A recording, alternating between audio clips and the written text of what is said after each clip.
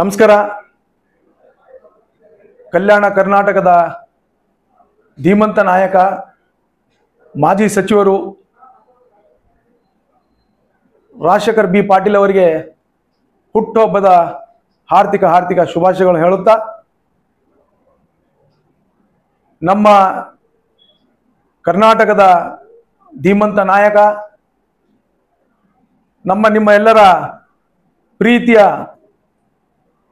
ಮಾಜಿ ಸಚಿವರಾದ ರಾಜಶೇಖರ್ ಬಿ ಪಾಟೀಲ್ ಅವರ ಹುಟ್ಟುಹಬ್ಬದ ನಿಮಿತ್ತ ಹುಮ್ನಾಬಾದಲ್ಲಿ ಏಪ್ರಿಲ್ 2ನೇ ತಾರೀಕಿಗೆ ಸಾಯಂಕಾಲ 6 ಗಂಟೆಗೆ ರಾಜರಾಜೇಶ್ವರಿ ದೇವಸ್ಥಾನದಲ್ಲಿ ಎಲ್ಲ ಕಾರ್ಯಕರ್ತರು, ಅಭಿಮಾನಿಗಳು ಹುಟ್ಟುಹಬ್ಬದ ನಿಮಿತ್ತ ಕಾರ್ಯಕ್ರಮವನ್ನು ಹಮ್ಮಿಕೊಳ್ಳಲಾಗಿದೆ.